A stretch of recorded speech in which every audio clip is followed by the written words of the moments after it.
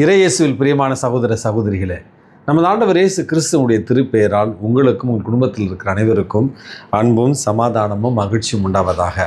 அன்புமிக்கவர்களே, ஜூலை மாதம் 22ஆம் தேதி தாயாம் திரு அவை புனித மகதலேன் மரியாளுடைய விழாவைத்தான் கொண்டாடுகிறது.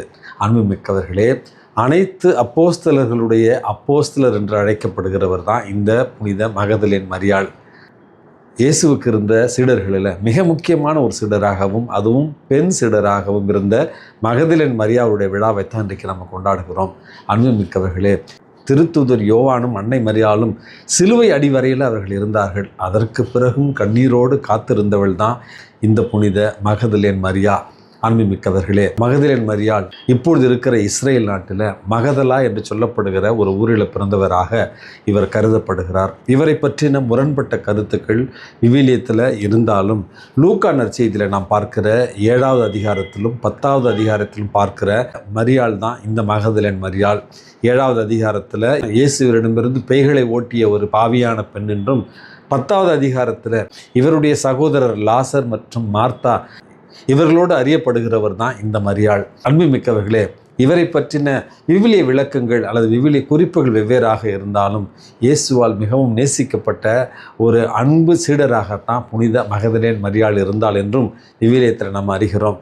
எந்த அளவுக்கு அன்பு செய்தாள் என்றால், இயேசு மகதலேன் மரியாளை பார்த்து என்னை இப்படி பற்றி கொள்ளாதே என்று சொல்லுகிற அளவுக்கு இயேசுவின் மீது அன்பும் நம்பிக்கையும் கொண்டிருந்தால் இந்த புனித மகதலேன் மரியாள். அன்புமிக்கவர்களே, எப்பொழுது இயேசுவால் தொடப்பட்டு எப்பொழுது இயேசுவால் தன்னுடைய பாவங்கள் மன்னிக்கப்பட்டதோ அன்றிலிருந்து இயேசுவுக்கான ஒரு வாழ்வை வாழத் தொடங்குகிறாள் புனித மகதலேன் மரியாள். அன்புமிக்கவர்களே, அவருடைய பணி வாழ்வில் அவருக்கு உடனிருந்து தன்னுடைய அன்பு பணி மூலமாக தன்னுடைய சீடத்துவத்தை வெளிப்படுத்திய ஒரு புனிதையாகத்தான் புனித மகதலேன் மரியாளை நம்ம அறிகிறோம்.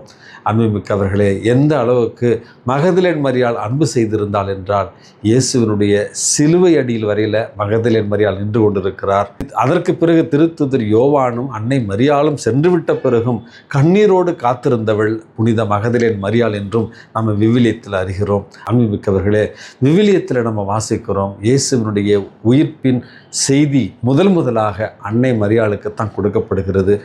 இரவு முழுவதும் அச்சத்திலும் கலக்கத்திலும் இயேசுவை காண வேண்டும் என்கிற இயக்கத்திலும் அவர் இருந்து அதிகாலையில் நறுமணப் பொருட்களோடு இயேசுவனுடைய கல்லறையை நோக்கி சென்றவருக்குத்தான் வெற்று கல்லறை மிகப்பெரிய ஒரு வேதனையை கொடுத்திருக்கும், மிகப்பெரிய ஒரு அச்சத்தை கொடுத்திருக்கும். அதன் காரணமாகத்தான் என் தலைவரை எங்கே வைத்திருக்கிறீர்கள் அப்படி என்று மிகுந்த மன வேதனையோடு அவர் கேட்ட கேள்வியினுடைய வலியும் வேதனையும் நமக்கு புரியும். அன்புமிக்கவர்களே, இத்துணை நம்பிக்கை கொண்டு இத்துணை அன்போடு வாழ்ந்த மகதலேன் மரியாளுக்குத்தான் நமது ஆண்டவர் இயேசு கிறிஸ்து முதலாக உயிர்த்த பிறகு காட்சியளிக்கிறார். அன்புமிக்கவர்களே, இதுதான் பாவியாக வாழ்ந்த மகதலேன் மரியாள் இயேசுவின் மீது கொண்டிருந்த அன்பிற்கு கொடுக்கிற முதல் பரிசு. இந்த அன்பை நான் எப்போவுமே அடிக்கடி சொல்வேன். அந்த ஒரு பொது வெளியில் ஆண்கள் இருக்கிற ஒரு இடத்திற்கு சென்று இயேசுவனுடைய பாதங்களில் நறுமண தைலத்தை இட்டு அவற்றை தன்னுடைய கூந்தலால் துடைத்து முத்தமிட்டு தன்னுடைய அன்பை வெளிப்படுத்தியவள் தான் இந்த புனித மகதலேன் மரியா. பொது வெளியில் தன்னை ஏற்றுக்கொண்ட இந்த அன்பிற்கு பரிசாகத்தான் ஆண்டவராகிய இயேசு தன்னுடைய உயிர்ப்பை முதலாக இந்த மகதலேன் மரியாளுக்கு வெளிப்படுத்துகிறார். இதுதான் இறைவன் மீது நாம் கொண்டிருந்தால் இறைவன் நமக்கு கொடுக்கிற ஒரு பரிசாக இந்த விழாவிலிருந்து நம்ம கற்றுக்கொள்ள வேண்டிய முதல் பாடம். மகதலேன் மரியாளுக்கு இருந்த அதே அன்பு உங்களுக்கும் எனக்கும் இருக்க வேண்டும் என்பதே. 2வது செய்தி என்பது இயேசுவை காண வேண்டும், இயேசுவை பற்றி கொள்ள வேண்டும் என்று இருந்த அவளுடைய அந்த விடாமுயற்சியோடு கூடிய அந்த அன்பைத்தான் 2வது செய்தியாக இன்றைக்கு நம்ம கற்றுக்கொள்ள வேண்டும். இயேசுவோடு நமக்கு இருக்க வேண்டிய அந்த அனுபவம், நெருக்கமான அனுபவம் எவ்வளவு முக்கியம் என்பதையும் மகதலேன் மரியாளுடைய வாழ்க்கையிலிருந்து நம்ம கற்றுக்கொள்ளலாம். இயேசு என்னை இப்படி பற்றி கொள்ளாதே என்று சொல்லுகிற அளவுக்கு இயேசுவின் மீது அவ்வளவு அன்பு கொண்டவளாகத்தான் மகதலேன் மரியாளை நம்ம பார்க்கிறோம். அன்புமிக்கவர்களே, இரவு முழுவதும் உறக்கம் இல்லாமல் எனது ஆண்டவரை எங்கே தூக்கி சென்று விட்டார்களோ என்கிற அச்சத்திலும் கலக்கத்திலும் இருந்த இந்த மகதலேன் மரியாள் தான் இன்றைக்கு நமக்கு இயேசுவோடு நமக்கு இருக்க வேண்டிய உறவினுடைய நிலைப்பாட்டை நமக்கு உறுதி செய்கிறாள். அன்புமிக்கவர்களே, இயேசு இயேசு இயேசு என்று சொல்லுகிறேன் ஒழிய அவரோடு நமக்கு தனிப்பட்ட ஒரு உறவு இருக்கிறதா? இயேசுவை நாம் கண்டிருக்கிறோமா? இயேசுவோடு நாம் பேசி இருக்கிறோமா? இயேசுவை நம்மால் உணர முடிகிறதா என்கிற அடிப்படையான கேள்விகளோடு புனித மகதலேன் மரியாளைப் போல இயேசுவை பற்றி கொள்ள பேரார்வம் கொண்டவர்களாக வாழத்தான் இந்த விழா நமக்கு இரண்டாவது அழைப்பை கொடுக்கிறது.